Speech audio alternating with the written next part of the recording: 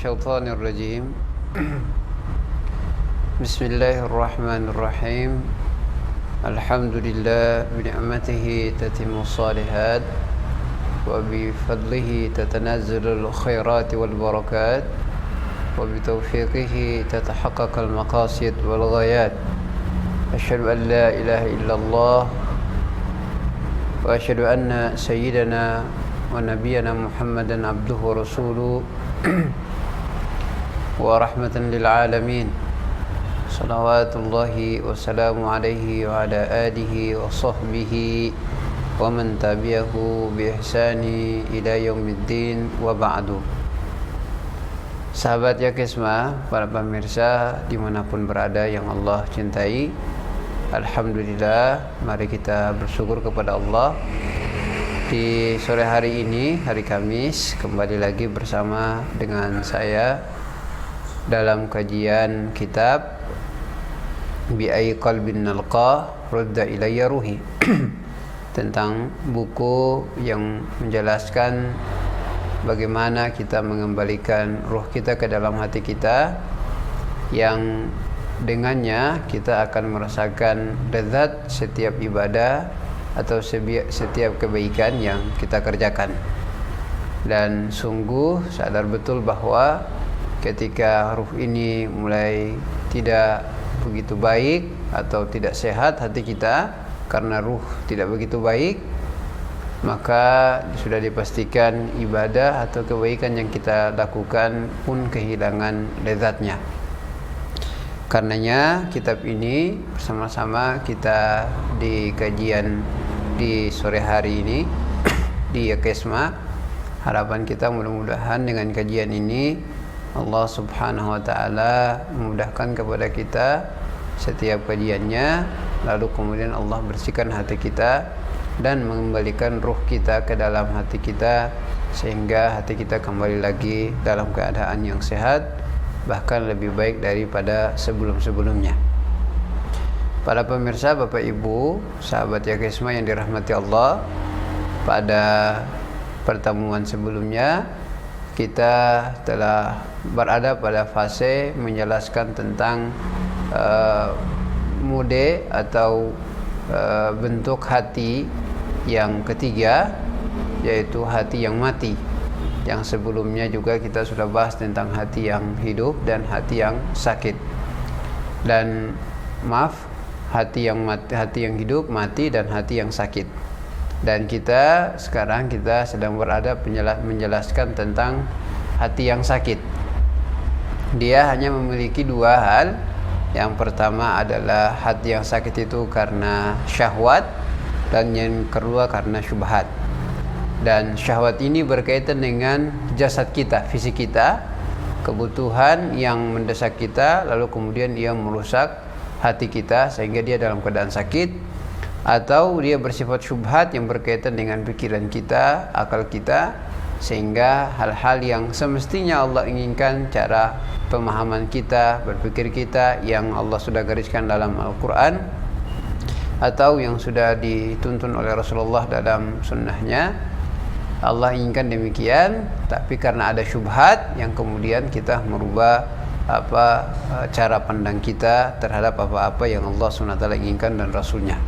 Jadi dua hal ini saja yang kemudian membuat hati kita itu menjadi sakit. Dan berbahayanya jika kita biarkan hati kita ini terus dalam keadaan sakit, maka tidak mungkin hati ini akan mengikuti hati yang kedua, yaitu waliyadzubillah, yaitu hati yang mati. Kita sudah bahas tentang yang pertama, yaitu tentang syahwat, yang dia adalah salah satu juga yang membuat hati menjadi sakit. Kita sudah bahas syahwat ini ada banyak. Ada syahwat mengumpulkan harta, kemudian ada syahwat untuk mendapatkan popularitas, kemudian ada syahwat yang ingin untuk memimpin, ingin untuk menguasai.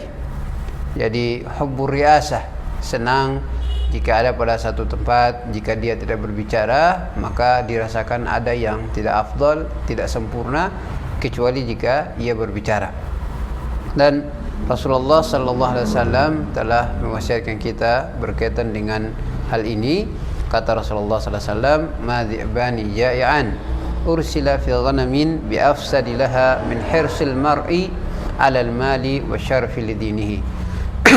Kata Rasulullah SAW, tidaklah 2 ekor serigala yang lapar yang dilepas menuju ke seekor kambing lebih berbahaya dibandingkan seorang yang terus menjaga hartanya, kemudian menjaga kemuliaannya, ingin untuk kedudukannya dan seterusnya daripada agamanya.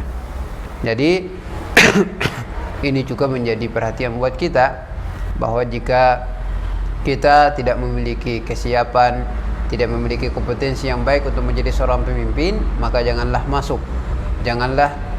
menginginkan untuk masuk ke area itu, sebab dia akan merusak agama kita, sebagaimana Rasulullah mengibaratkan lebih berbahaya dibandingkan 2 ekor serigala yang lapar dilepas untuk menuju ke seekor kambing.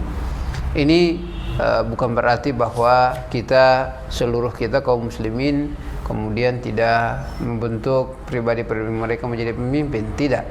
Tapi yang dimaksudkan adalah selalu egois untuk menjadi pemimpin, yang bisa jadi keegoisan itu bisa jadi kemudian menghalalkan segala cara, dan itu yang tidak dibenarkan oleh Allah Subhanahu wa taala. Kini Bapak Ibu yang dirahmati Allah, syahwat yang keempat yang nanti akan kita jelaskan juga masih berkaitan dengan syahwat yang kelima, yaitu syahwatun nisa, syahwat kita terhadap wanita, dan berkaitan juga dengan syahwat kita kepada istri kita dan anak-anak kita, masih ada kaitannya. Nah, jemaah sekalian dirahmati Allah, ketika Allah bicara tentang syahwat kepada wanita, misalnya pada surat Al-Imran, Allah mengatakan zuyyina lin-nasi hubbu syahwati minan nisa wal banin. Allah bicara tentang hubbu syahwat minan nisa, syahwat kita kepada wanita. Pertanyaannya, apakah syahwat dari wanita ke laki-laki ada atau tidak, sehingga Al-Quran tidak membahasnya? Maka jawabannya tetap ada. Al-Quran menegaskan tentang hal yang paling mayoritas tentang syahwat ini, sehingga si pengarang buku mengatakan bahwa banyak orang bertanya tentang mengapa Al-Quran bicara tentang syahwat laki-laki terhadap wanita dan hampir-hampir tidak berbicara tentang syahwat wanita ke laki-laki.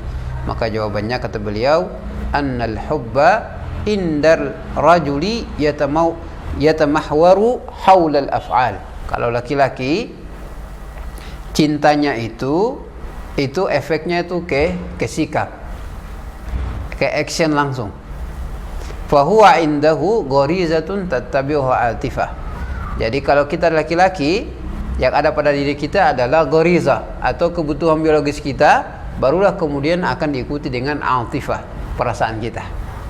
Adapun perempuan berbeda.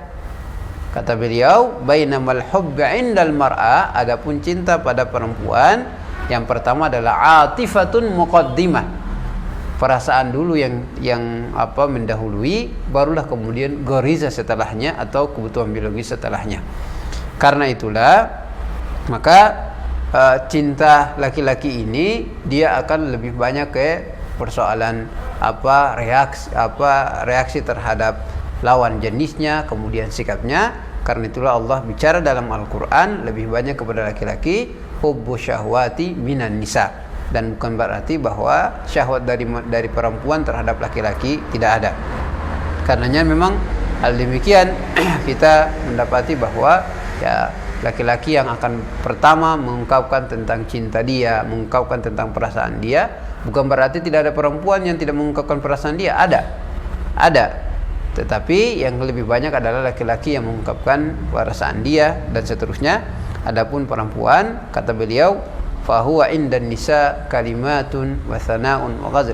Jadi cinta bagi seorang wanita itu adalah kata-kata, pujian, ya sejenisnya lah. Demikianlah Allah SWT menjelaskan tentang hakikat laki-laki dan perempuan.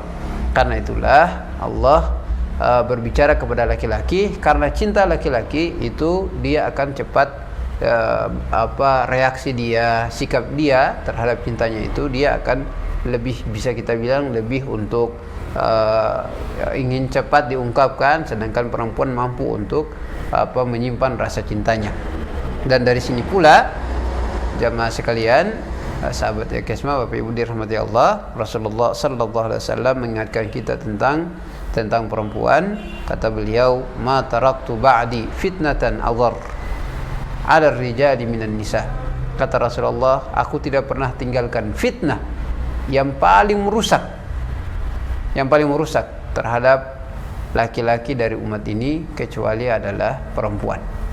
Jadi ini fitnah besar, sehingga nanti pada sisi lain pun Rasulullah meminta kepada perempuan untuk memperhatikan bagaimana ketika mereka keluar, pakaian mereka, penampilan mereka. Sebab Rasulullah SAW mengatakan, innal mar'ata tuqbilu fi surati syaitan. Sesungguhnya wanita itu kalau jalan ya dibuat seperti inilah. Wa tudbiru fi surati syaitan. Kalau dilihat dari depan kayak syaitan, ya begitulah. Syaitan akan bersama dia dari depan dan dari belakang. Dan subhanallah, dalam Al-Quran ketika Allah jelaskan tentang Nabi Musa alaihissalam, sungguh di situ ada banyak pelajaran yang bisa kita ambil. Ketika Nabi Musa alaihissalam lari dari Mesir, kemudian singgah di negeri Madian, di mana di situ tempatnya Nabi Syuaib di situ. Lalu kemudian dua orang wanita yang juga anak Nabi Syuaib yang bertemu dengan Nabi Musa alaihissalam. Lalu ketika Nabi Musa bertanya mereka ketika saat mereka mau mengambil air, dikarenakan banyak lelaki yang berada di sumur, makanya mereka malu mengambil air. Sedangkan Nabi Musa berbicara dengan mereka tanpa melihat mereka, mengarah ke arah yang lain, bukan mengarah kepada si dua wanita itu. Setelah Nabi Musa membantu mereka, Nabi Musa kemudian membawa air itu menuju ke rumah. Namun disebutkan Nabi Musa berbicara kepada keduanya agar tetap berjalan di belakang Nabi Musa alaihissalam, dan Nabi Musa berjalan di depan mereka. Jika mau mengarah ke kanan atau ke kiri, boleh untuk melemparkan sesuatu pertanda bahwa itu belok ke kanan atau ke kiri. Beberapa ulama mereka mengomentari tentang sikap Nabi Musa alaihissalam ini, sebab mereka mengatakan bahwa pada dasarnya si wanita, apapun dia wajahnya, entah itu cantik atau kurang cantik, jika dilihat dari belakang seluruhnya menjadi indah. Dan ini makna hadis yang tadi Rasulullah SAW menyebutkan, kalau wanita berjalan dari depan atau dari belakang, ya syaitan akan menghiasi cara berjalannya dia hingga dia menjadi terlihat sangat indah bagi setiap laki-laki. Nah, Allah Subhanahu wa taala mewanti-wanti kita dalam ayat ini, begitu juga Rasulullah SAW yang berkaitan dengan syahwat wanita ini. Untuk menyelesaikan ini, Rasulullah pun sudah banyak berbicara, misalnya supaya tidak banyak jatuh pada fitnah wanita, maka Rasulullah SAW meminta kepada laki-laki, para syabab, agar bisa menundukkan pandangan mereka. Jika mereka tidak mampu, maka tidak ada hal yang lain kecuali mereka mesti menikah. Kata Rasulullah, alasannya karena fa innahu aghaddu lil basar wa ahsanu lil farj. Dia akan memudahkan kita untuk menundukkan pandangan kita sedikit aja, bukan seluruhnya. Sedikit saja bisa menundukkan pandangan kita dan menjaga kesucian kita. Dan itu adalah salah satu bagiannya. Dan hal yang lain adalah Rasulullah minta kita untuk banyak berpuasa. Pada intinya, syahwat ini pun juga bisa akan membuat hati kita menjadi rusak, karena cinta terhadap wanita yang berlebihan itu akan berakibat pada hati kita. Nah, ada satu hal yang sangat luar biasa disampaikan oleh Imam Ibn Qayyim al-Jauzi yang dinukul oleh pengarang buku Dr. Khalid Abu Syadi ini. Beliau mengatakan bahwa wa qad qadallahu ta'ala qada'an la yurad wa la yudfa. Sesungguhnya Allah telah menetapkan satu ketetapan yang tidak akan mungkin tertolak, tidak akan bisa untuk dibantahkan. Apa itu? Anna man ahabba syai'an siwahu udziba bihi wala bud. Siapa saja yang mencintai selain Allah Subhanahu wa taala, dipastikan dia akan diazab. Wala bud, dan itu pasti, kata beliau. Jadi kita ketika mencintai, ini beliau bicara secara umum, tapi dalam konteks ketika kita bicara dengan syahwat kita kepada wanita, maka di sini siapa saja yang lebih mencintai makhluk wanita melebihi dari cinta dia kepada Allah SWT, maka Imam Ibnu Qayyim al-Jauziyah menyebutkan dia pasti akan diazab, dan dia akan diazab, dan itu pasti. Wa anna man khafa ghairahu sullitu alaihi. Begitu juga siapa yang takut melebihi daripada takut dia kepada Allah SWT, Allah akan mencampurkan dia dengan sesuatu yang dia takut tadi. Wa anna man ishtaghala bi syai'in ghairihi kana syu'man alaihi. Kalau kita sibuk dengan selain Allah SWT, itu kita akan mendapatkan banyak kekecewaan dan seterusnya pada situ. Wa man athara ghairahu alaihi lam yubarik lahu fi. Dan barang siapa yang lebih mengedepankan selain Allah SWT daripada Allah, maka Allah tidak akan memberikan keberkahan pada apa yang dia dia utamakan selain Allah. Wa man arda ghairahu bi sukhtihi askhata alaihi wa la bud. Dan siapa yang berusaha membuat selain Allah ridha kepada dia, Allah akan bikin yang tadi dia buat selain dari Allah ridha itu pasti akan murka kepada dia. Nah, ini penjelasan sangat luar biasa oleh Imam Ibnu Qayyim al-Jauziyah. Begitu juga pada penjelasan yang lain pun masih berkaitan dengan tentang cinta ini. Beliau bilang, fa kullu man ahabba syai'an ghairallahi uzziba bihi thalatha marrat fi hadhihi ad-dar. Siapa saja yang lebih mencintai Allah Subhanahu wa taala di dunia ini, maka dia pasti akan diazab 3 kali. Nah, ini bukan hanya dalam konteks wanita saja, tapi seluruhnya. Tapi karena kita bicara dalam syahwat wanita, maka kita diminta kata-kata ini ditujukan ketika saat kita lebih mencintai wanita dibandingkan dari cinta kita kepada Allah, maka dipastikan kita akan diazab dengan 3 hal di dunia ini. Pertama, fahuwa yu'adzabu bihi qabla husulihi hatta yahsul. Dia akan diazab sebelum mendapatkan wanita yang dia cintai tadi, sampai nanti kalau dia udah dapat. Jadi proses dari dia mencintai wanita itu yang saat dia belum dapatkan sampai dia dapatkan, itu proses ini itu adalah azab. Sehingga misalnya malam nggak bisa tidur dengan benar, ya, kemana-mana pikirannya terganggu, orang lain tertawa dia terdiam, orang lain terdiam dia ketawa. Itu azab sebenarnya, azab. Tapi ada juga yang bikin syair menegaskan tentang ibadah haji merupakan rukun Islam yang kelima, jadi harus diniatkan dan diwujudkan dalam bentuk perencanaan haji. Niat sih sudah lama ada, tapi dananya belum ada. Insya Allah, dengan Arum Haji dari Pegadaian Syariah, niat dan perencanaan bisa terwujud dengan menggadaikan emas. Mulai dari 3,5 gram untuk mendapatkan porsi haji. Kalau belum punya emas untuk digadaikan, mudah kok. Tinggal buka aja tabungan emas di Pegadaian. Gimana? Mudah kan? Pegadaian. Ya, hal-hal ini kata mereka menyenangkan.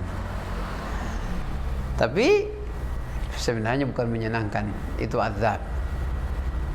Jadi itu yang pertama. Lalu yang kedua, fa idza hasala udziba bihi hala husulihi bil khaufi min salbihi wa fawatihi. Yang kedua, azabnya yang kedua adalah kalau dia telah mendapatkan si wanita yang dia cinta itu, maka dia akan khawatir dengan ketakutan dia jika seandainya wanita yang dia cintai itu kemudian meninggalkan dia atau pergi, ya kata orang pergi tanpa ngomong lah. Itu azab yang kedua. Sudah mendapatkan tiba-tiba pergi kemana, alasan kemana, begitu tanpa ada kabar, maka itu azab yang kedua. Sudahlah, langit pun jadi hitam seluruhnya, Bapak Ibu ya. Itu yang kedua. Nah, yang ketiga gimana? Azab yang ketiga kata Ibnu Qayyim al-Jauziyah, Imam Ibnu Qayyim al-Jauziyah, fa idza sulibahu ishtadda adzabuhu alaihi. sudah benar-benar hilang. Jadi kalau yang kedua tadi dapatkan, lalu kekhawatiran, oh ini kalau bagaimana si wanita ini pergi tinggalkan, mai tua tinggalkan, ya tidak cinta lagi dan seterusnya. Kekhawatiran itu sebenarnya azab. Jadi cinta tidak memberikan ketenangan tapi memberikan azab buat dia. Nanti kalau sudah benar-benar, kata beliau, fa idza sulibahu, kalau sudah benar-benar terpisah dari dia, ishtadda azabuhu, maka itu azab yang sangat pedih di dunia ini. Hasarat. Hingga biasanya anak-anak muda, Bapak Ibu dirahmati Allah, sering menyebutkan susah move on. Itu penyakit, itu azab sebenarnya.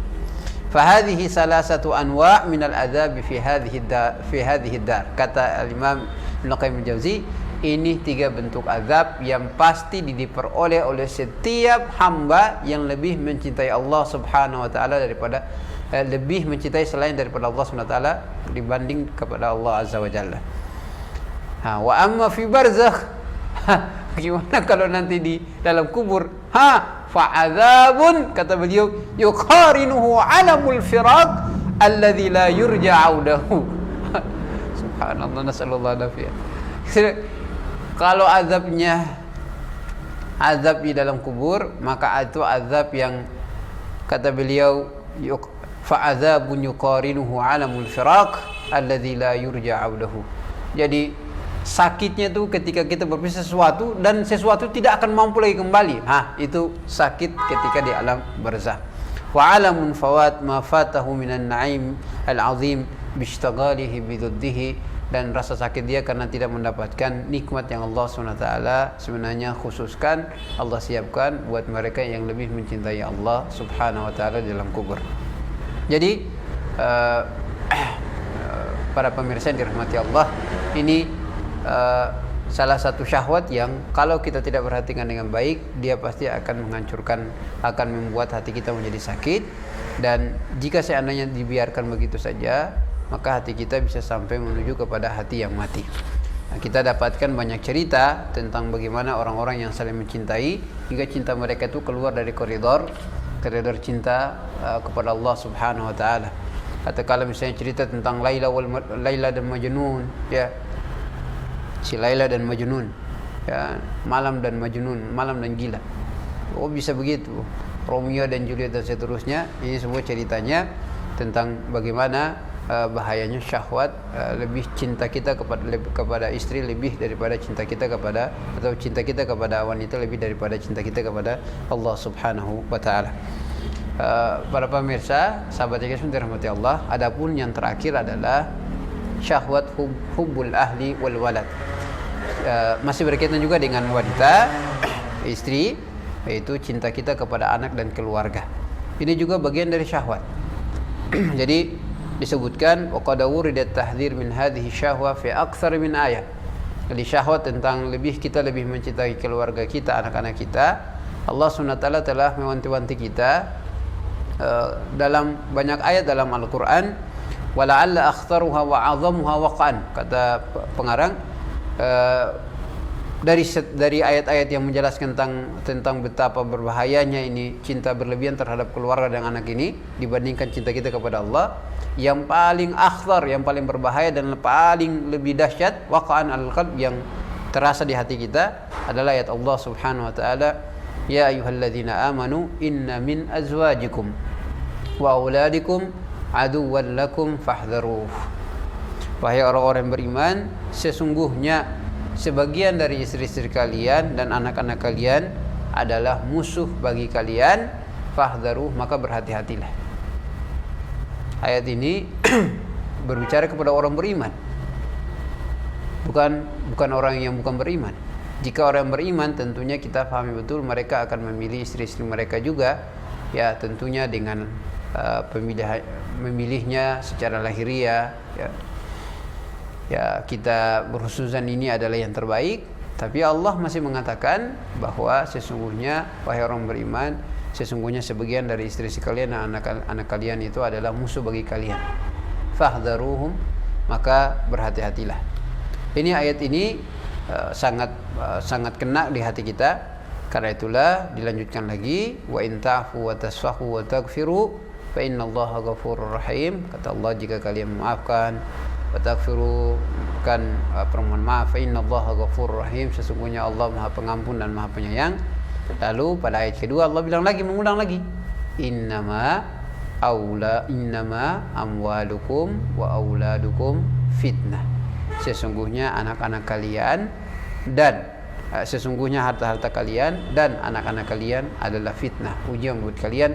Wallahu indahu ajrun azim, sesungguhnya di sisi Allah SWT ada pahala yang besar. Al-Imam Al-Baghawi menjelaskan tentang tafsir ayat ini. Beliau menyebutkan Atha bin Yasar qala Atha bin Yasar mengatakan nuzilat fi Auf bin Malik Al-Ashja'i. Ini ada salah seorang sahabat yang namanya Auf bin Malik Al-Ashja'i. Jadi sahabat ini punya banyak keluarga, punya banyak anak, kemudian istri.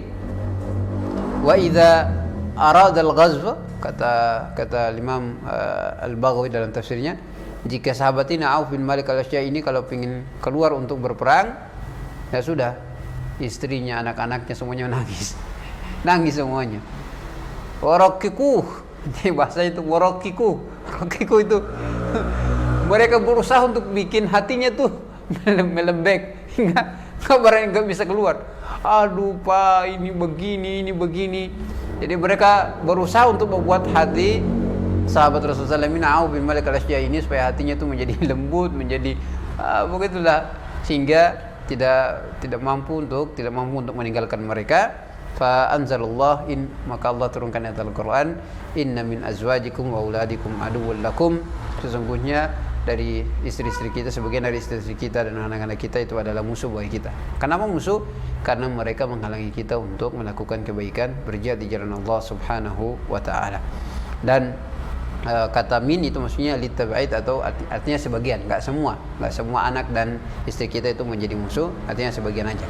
Nanti pada ayat yang berikutnya Allah mengatakan pakai kata adatul hasr, innama, sesungguhnya amwalukum, harta kalian dan anak kalian itu adalah fitnah. Tapi kalau di ayat yang sebelumnya Allah bilang sebagian istri kalian dan anak kalian itu adalah musuh. Sebagian aja, sebagian lagi enggak. Tapi kalau ayat yang setelahnya Allah bilang harta kalian, anak kalian, istri-istri kalian itu pasti adalah ujian. Jadi istri, anak itu pasti ujian. Dari ujian itu sebagian menjadi musuh, sebagian lagi menjadi bukan musuh, artinya yang membantu kita dalam kebaikan. Jadi syahwat ini syahwat ketika kita lebih mencintai keluarga kita dibandingkan Allah Subhanahu wa taala. Syahwat ketika kita lebih mencintai wanita, istri kita lebih daripada Allah, dia akan berefek pada hati kita. Waliyadzubillah, mudah-mudahan Allah tidak menjadikan hati kita menjadi hati yang mati. Allah menjadikan anak-anak kita, istri-istri kita menjadi partner bagi kita dalam kebaikan, dalam berbuat banyak amal kebaikan, ibadah dan lain sebagainya. Para pemirsa dirahmati Allah, ini saja yang mungkin bisa kami sampaikan dalam kajian kita kali ini, yaitu kajian kitab Bi'ai Qalbin Alqa Rudda Ilayya Ruhi.